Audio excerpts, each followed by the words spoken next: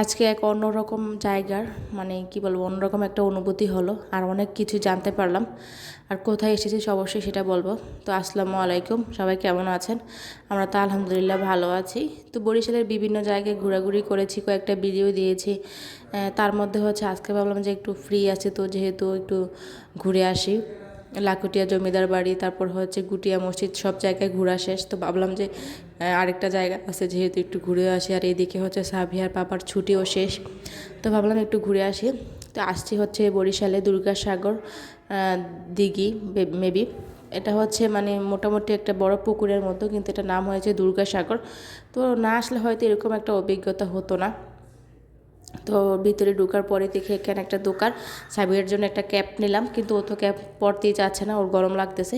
তারপরেও কিনে নিলাম, বাচ্চা মানুষ যেহেতু। আর হচ্ছে আমার বাচ্চাদের কিছু দেখলে আমার মন চায় পুরো দোকানটায় আমার মেয়েদের জন্য কিনে নিতে। মানে হয়তো প্রত্যেকটা মায়ের এরকম লাগে, বাচ্চাদের জন্য সব কিছুই কিনে নিতে ইচ্ছে করে। তো সাবিহা হচ্ছে এখানে আসার পর মোটামুটি খুশি, কেননা হচ্ছে অনেক বাচ্চা দেখছে এখানে, বাচ্চারা দৌড়াদৌড়ি করতেছে, বাট ও করতেছে। তো এর জন্য ওর আর মন খারাপ হয় না। অন্যান্য জায়গায় গেলে হয়তো একটু চুপচাপ থাকে, কিন্তু আজকে এসে মোটামুটি সে অনেকটাই খুশি।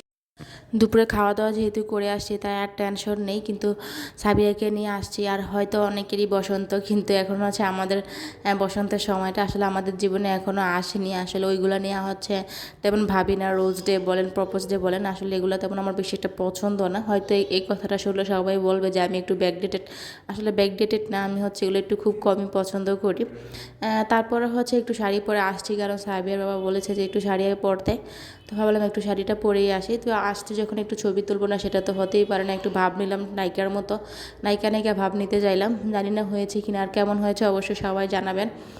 আর কি বলে ছবিটা, মানে এখানে এসে ছবি তুলবো কি, দেখি সবাই ছবি তুলে দিয়ে যার মতো। আর অনেকগুলো মানুষের সাথেই দেখা হয়েছে যারাও হচ্ছে ভিডিও করে, ব্লগ করে।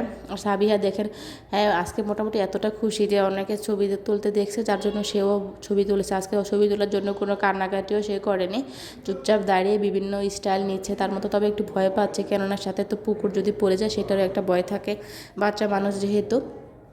তো পুকুরটা কিন্তু মোটামুটি অনেকটাই বড়। আর এটা হচ্ছে কত সালে করা বা কী করা আমি সব জানি না আসলে, জাস্ট শুধু একটু লেখা ছিল দুর্গাসাগর দিঘি, এটুকুই জানি। আর এটা সম্পর্কে তেমন কিছু বলবো না, কিন্তু এটা চারপাশে দেখছি অনেকটা মানুষ, আর সব মানে কি বলে চারপাশে একই রকমই ডিজাইনটা।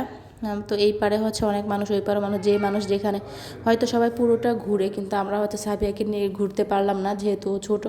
ওকে কোলে নিয়ে ও হচ্ছে কোলে হাঁটবে, মানে এখন হচ্ছে ও হাঁটতে চায়, কিন্তু হেঁটে তো পুরোটা শেষ করতে পারবে না। সেজন্য একটা জায়গায় থেকেই কয়েকটা ছবি তুলে জাস্ট চলে আসলাম। আর আপনাদের কাছে কেমন লাগছে সেটা কিন্তু অবশ্যই কমেন্ট করে জানাবেন।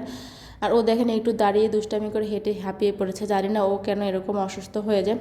তো অনেক মানুষই আসছে, যেহেতু ওর কাছে ভালোও লাগছে, ছোট ছোট বেবি ছিল।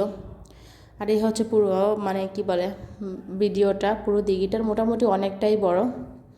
আর বিকালবেলা আসছি যেহেতু, এখানে হয়তো সাইডে এই যে দেখা যাচ্ছে লাল মাছ, সাবিয়া দেখে খুব খুশি হয়েছে।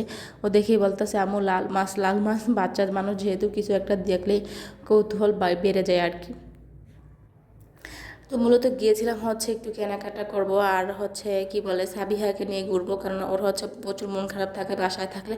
হয়তো ডেলি ওকে নিয়ে বের হই, কিন্তু তারপর ও কেন জানি না বাসায় একটু চুপচাপ থাকে, একটু কম দুষ্টুমি করতে যায়। কিন্তু তারপরও কি আর করার, আমরা যতটা পারি ওকে ততটাই সময় দেওয়ার চেষ্টা করি, যতটা পেরে উঠি এই আর কি। তো অবশ্য খুব সাধারণভাবে জীবনযাপন আমাদের, হয়তো অনেক লাক্সারিয়াস লাইফ আমাদের না, মোটামুটির ভিতরে আমরা সবসময় চলার চেষ্টা করি, যতটা আছে ততটা নিয়ে অল্প অল্প করে হয় এই আর কি। তো যাই হোক, এখানে মানে ঘোরাঘুরি শেষ করার পরে মানে ফুচকার দোকান তো পাইনি, আর বাইরে যাবো আমি ফুচকা খাবো না সেটা হয় না। তো সামনে আসলাম, দেখলাম অনেকে এখানে ফুচকা খাচ্ছে, দোকানটা নাকি অনেক বিখ্যাত। তো প্রায় 1 ঘন্টা দাঁড়িয়ে থেকে হচ্ছে ফুচকা পেলাম, হয়তো অনেক মানুষ ছিল এজন্য। তো ফুচকা খেয়ে হচ্ছে কি বাজারও করছিলাম, আর কি কি বাজার করলাম সেটা আপনাদেরকে দেখাচ্ছি।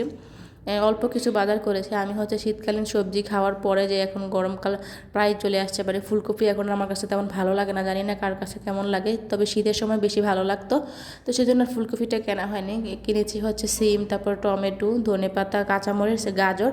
আর সবচেয়ে গুরুত্বপূর্ণ আমার যে জিনিসটা লাগতো এখন হচ্ছে, আমি ইন্ডাকশন চুলা যেহেতু নিয়েছি, অবশ্য গ্যাসের চুলা আছে, কিন্তু চেষ্টা করবো যে ইন্ডাকশন নিতে, কেননা এখানে হচ্ছে গ্যাস শেষ হয়ে গেলে সাবিয়ার বাবা বাসায় না থাকলে আমার গ্যাস আনতে অনেকটা সময় লেগে যায়, আর আমি হচ্ছে কিছুই চিনি না। তো সেজন্য সাবিয়ার বাবা চেষ্টা করেছে যে যেভাবে সম্ভব আমাকে মানে কি বলে নিজের মতো করে যেন বাসায় একা চলা যায় সেটা করার জন্য। আমি হয়তো অনেকের মতো বাসায় মানে বাইরে গিয়ে বাজার করতে পারি না, মানে ওরকম একটা সাহস আমার হয় না, বা সাবিয়াকে নিয়ে আমি যাইও না, খুব একটা ভয় লাগে। তো যেটা মোস্ট মানে দরকার ছিল সেটা হচ্ছে যে ফ্রাই প্যানটা। আমি একটা সেট নিয়েছিলাম, তবে ওই সেটটাতে আমার রান্না ভালো লাগতেছে না, তো ভাবলাম যে আমি একটা ফ্রাই প্যান এইভাবে কিনে নিই। আমার সবগুলো ফ্রাই প্যান আগেও ছিল, কারণ আমি যখন ঢাকাতে ছিলাম তখন কিনেছিলাম। তো সব এটাই হচ্ছে মূলত আজকে কিনতে যাব, আর তার আর মানে কিনতে যাব সেই ভেবে হচ্ছে একটু ঘুরেও আসলাম। তো যাই হোক, আজকের ভিডিওটি আপনাদের কাছে কেমন লাগছে অবশ্যই কমেন্ট করে জানাবেন।